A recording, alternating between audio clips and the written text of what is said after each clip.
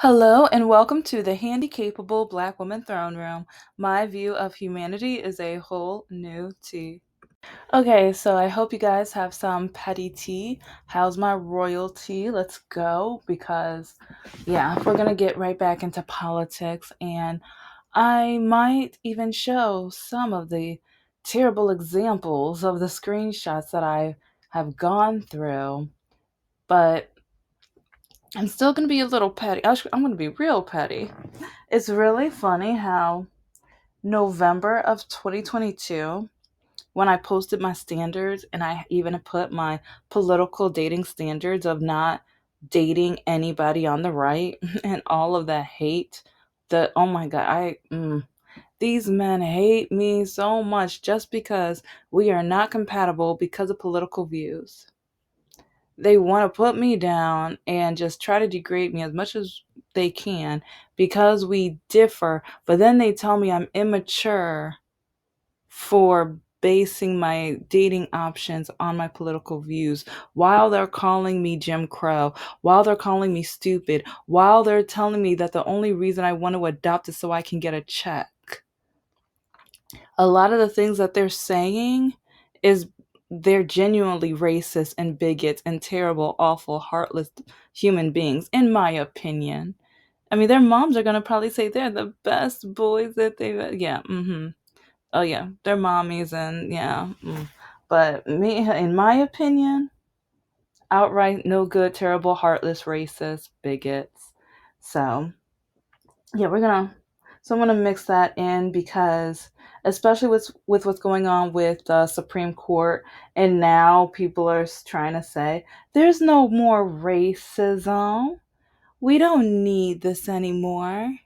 Like with the like voting laws and rights and everything like that, we're all equal now. Mm.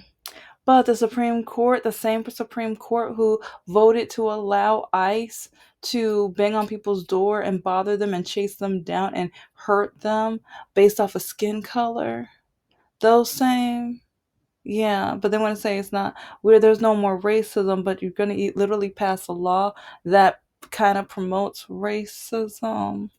And I was like, yeah, I think it really does, but I'll say kinda, just in case. But okay, I'm going to go over some things today that prove how the Supreme Court is really ignorant or racist or bigoted, and they get paid to celebrate. Like, you know which ones I'm talking about. It's not all of them, but since it's majority of them, and since they vote based off the majority of their votes and everything, or of their legal verdict and everything like that. So, but yeah, we know our girl is on the Supreme Court. She's the most qualified that's up on there. But okay, so especially like I'm even gonna go way back to even project like 1619 project. I'm even gonna go back to Black Lives Matter. I'm even gonna go back to non-African American events, like when the president had the nerve to call COVID like kung flu and the dangers that the Asian community were in. But a lot of people keep forgetting what happened and how racist the colonizers of this country were. It's like they keep wanting to uplift them and like just say how amazing and great and how just like whatever, but then I'm going to be showing, or I always show receipts, but and these are only recent ones. Like whenever I watch videos and stuff, sometimes I keep them in my folder in case I do a subject on this, so then I can just be like, okay, here's a link, evidence and stuff like that. In almost every episode, I show different receipts, especially of racism, especially of the cruel, awful treatment that Black people, especially, and people of color get. Because, like, even there's going to be some examples where I'm going to have to look up the article because I found them on Facebook.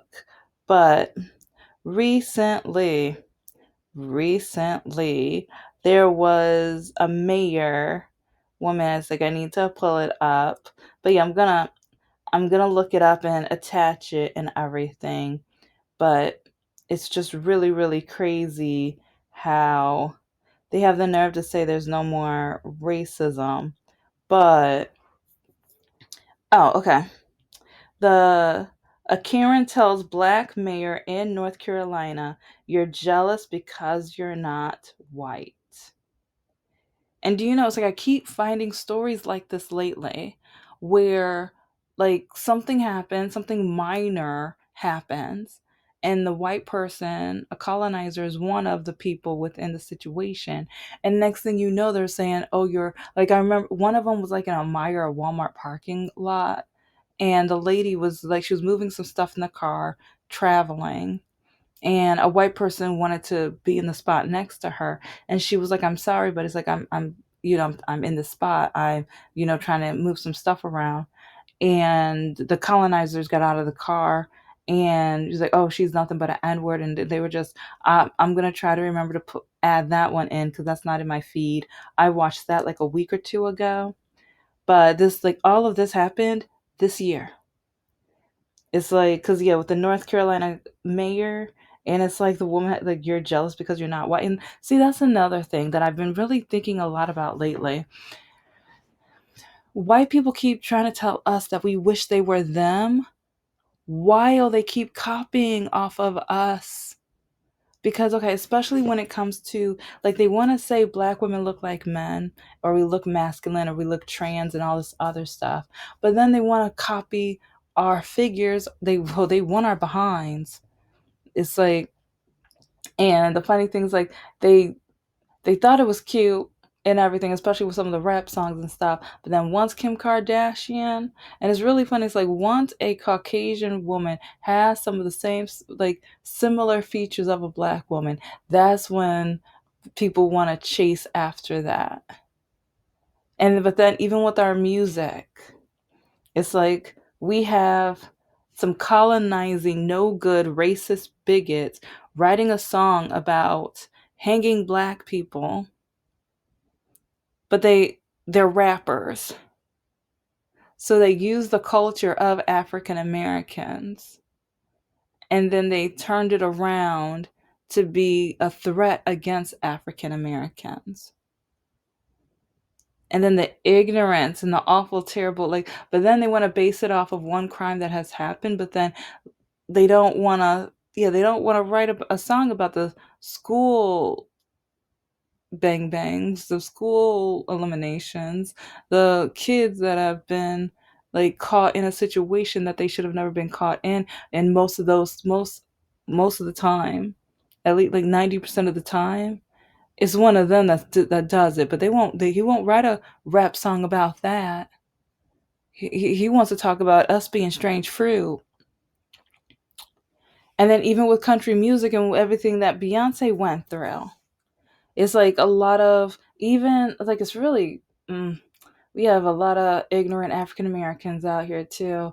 It's like, I'm not talking about the 92%. Don't worry, like, this is probably like the 8%. But even when it comes to country music, a lot of people think that it originated from the Caucasian community, when it was actually stolen from the African roots of, like, during like here the end, well, no, it's like it started through slavery, but especially near the end of slavery, when the music was kind of transforming and everything like that. And then the colonizers heard it, and they took parts of it, and they kind of stole it, the like parts of the music. And over time, it kind of transitioned. But if you listen to the olden days, the African American, the like the freed slaves and everything like that, and the culture and things, that was country music. But then a lot of people, they want to put Beyonce down and say that's not country music. When if you listen to it, you can hear like the history of it. It's like, because if you go back, it's like even with some of the old music from decades ago, it's like you can hear that, like the twang and everything in it. But since colonizers stole that music and they labeled it as their identity, and then now it's stereotyped as their being, it's like it has to sound like them. It has to be like them in order to be country. But then when Caucasians come into the rap world or R&B world, it's like they don't think the same thing. It's like and I think that's one of the crazy things. African Americans, we welcome we use like part of me is just like, oh, we got to be so careful who we trust to the cookout. But it's crazy how we try to uplift and we try to encourage and things like for everybody to do what they want to do, and if they want to be welcomed into our community, it's like, hi, hello, like let's break bread, let's talk, let's dish. But with the Caucasian community, with the colonizer community, totally different. And I mean, there's a difference with like the colonizer community and the Underground Railroad community. And then with African Americans, we even have the snitches community. So the snitches would team up with the colonizers and uplift the colonizers and everything like that. So, yeah. Yeah, because back in those days in slavery, yeah, some of the slaves snitched, some of the slaves snitched. Yeah. So if you catch my drift, you catch my drift. Because think of Uncle Ruckus would be a snitch. Yeah, yeah. So, but okay. So with all laying all of that out, like just when it comes to like even like oh back to the body parts, because like even when they tan, it's like because back in the day, the fairer you are kind of represented how rich you are. But now it's like if you're tanned and if you have like certain features and stuff, like even bigger, plumper lips and things, that even like, and even they with African American women getting sew-ins and things like that, a lot of the Caucasian women, it's like they're doing the clip-ins and things like that, but then African American women are always put down in stereotypes for that. But then you turn around and you see that like, nah, Caucasian women do it too. Caucasian women do it too.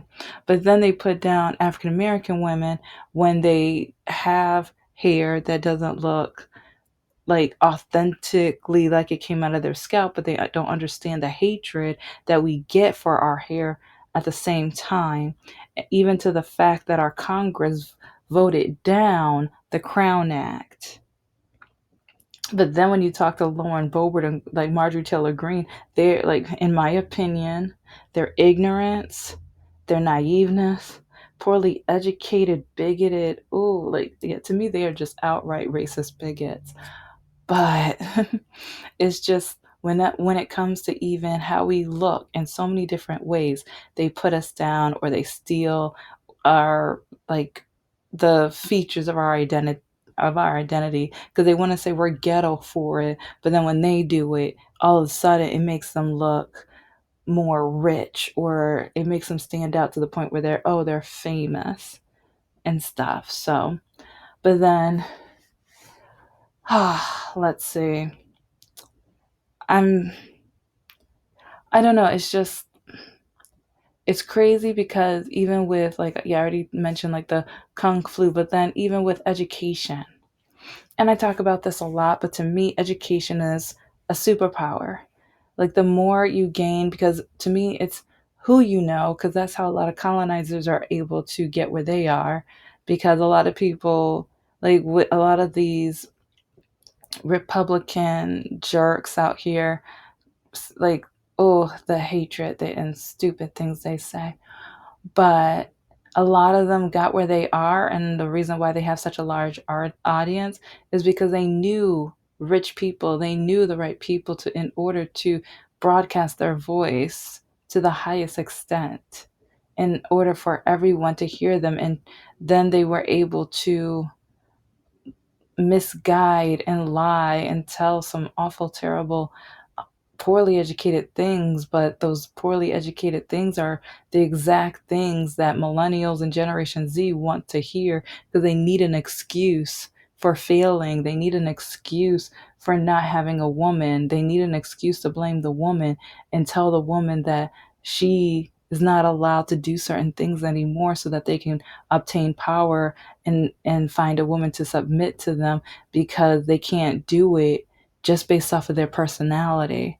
It's like a lot of women would want nothing to do with them based off of personality. And a lot of these men want to take our rights to eat. Like, I know I meshed with a guy, and yeah, when I say some men lie about their political stance, they literally do it on purpose because they think once they can get the woman and they can talk to her for a little bit, and then they can be like, oh, yeah, I'm conservative, I'm Republican, I voted for the orange guy all three times. They think that the woman's just going to be like, oh, okay, well, I already like you now. No, no, because one guy did that with me.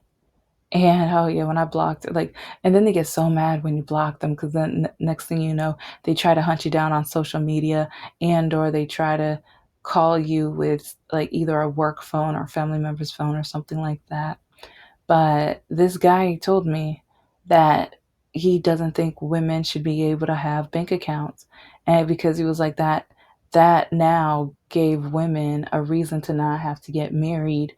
And it's like so many men are alone because women are able to be at least partially on their own. And he says like women aren't happy, but they feel like the money will make them happy. And I don't know, it's just like the things he was saying, I'm just like, it's not the money that makes us happy, but the money allows us the freedom to be happy. Because a lot of these men, it's because I keep even finding single married women. The woman does everything.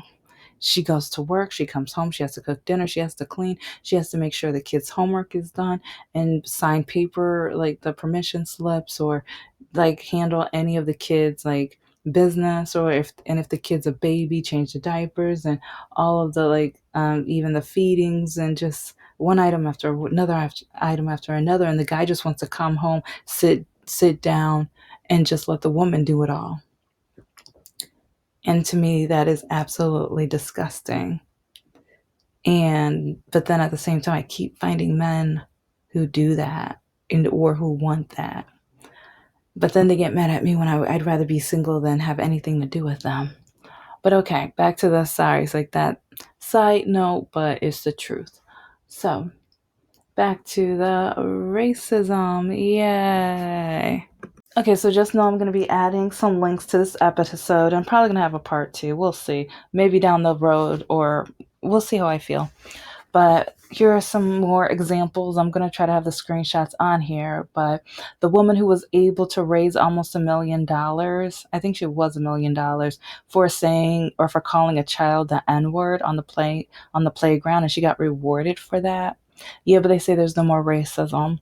When during that one debate a couple months ago, the one, like in my opinion, awful, terrible, heartless jerk had the nerve to say, I am a fascist. And so then he supposedly lost his job, but some researchers found out that he already lost his job a couple months prior, but people rewarded him and even did like both times, like people did that code word money.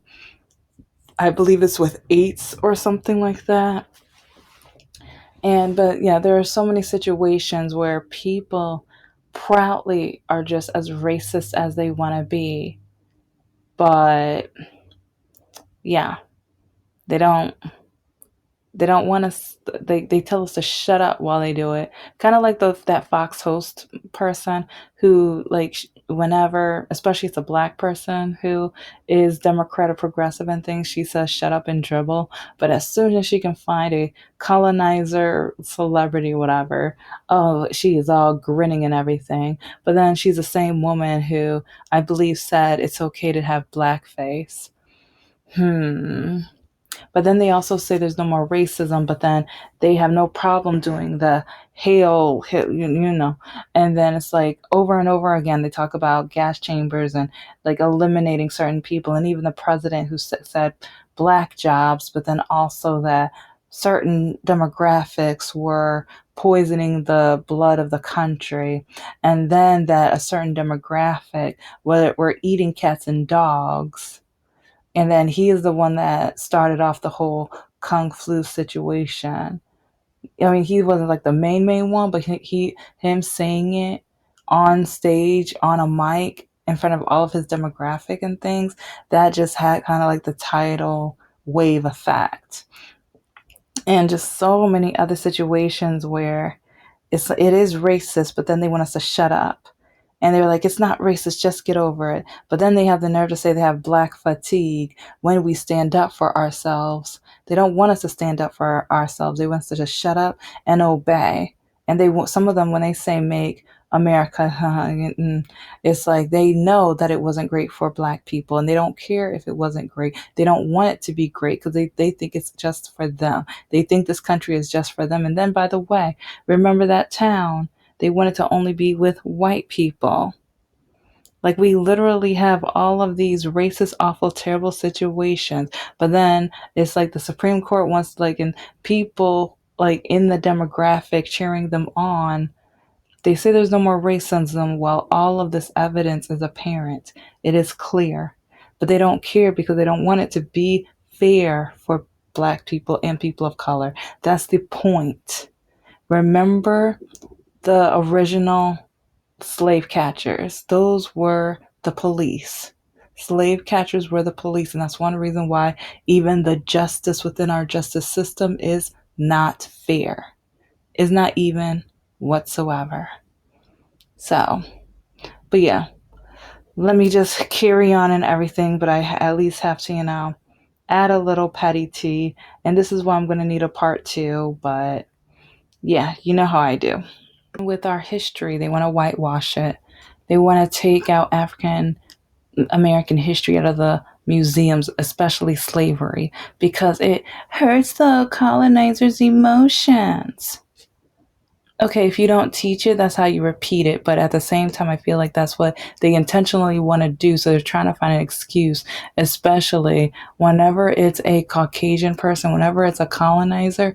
If you hurt their feelings, oh, woe was me, you can't do that. But if it's a black person, they do not care. They don't. And so when it comes to racism, they say there's no more racism. Okay, then yeah, you know what, put more African American history in there. It's like have displays showing the segregation. It's like show the whites only, black only water fountains. Let's do that. Let's load up those pictures back on the government websites of African Americans in history, in the wars and everything like that. Let's do that as a start. Let's not ban books that talk about the racism. If you say there's no racism, then you shouldn't be afraid to teach what we no longer have so that it can maintain that way. It's like because once you stop teaching it, that's how you repeat it. And it's to a point where one of the army schools are, yeah, it's like they refuse to ban the books or refuse to take those books off the bookshelves because they said it felt racist.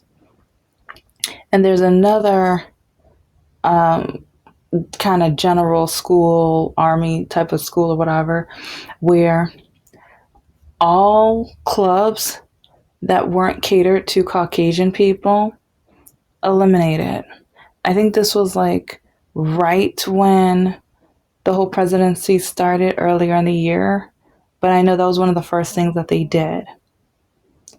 And I don't know, it's like they keep saying there's no more racism, but they keep doing so many racist and disgusting, terrible things.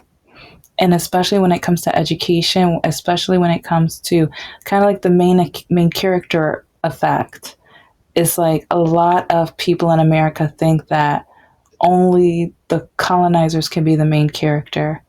Only the rich, especially, can be the colonizer, or they are the colonizer, yeah, but only the colonizers can be the main character. It's like black people, people of color, we are here to only submit to them, to service them, to make sure that their books continue, that their chapters continue, that we make sure that their plot is ever going, that they are always the hero, even though they're the same ones that have the nerve to say, the Jews will not replace us. And then they, like, during the Black Lives Matter protests, they turned it around and said all lives matter, while African Americans are literally being mistreated and eliminated from this earth from the injustices of our police departments. But they don't care about that because it's just black people. But then even when CK passed away, they turned, like, within hours, they had to shut down the historically black colleges and universities because they automatically, like, oh, you must have done it. You guys did it. We know you did it. And it's like, well, hold up, what? We don't even like him. We don't care about him. And we're not. It's like they will always want to say we're violent, but if you really look at the studies, they twist and turn. They look at a study and they just look at black people, and then they think, okay, how can we turn this information to be negative or stereotypical? Even though we're not painting the full picture, how can we make them look as bad as humanly possible? That's what they do so many times.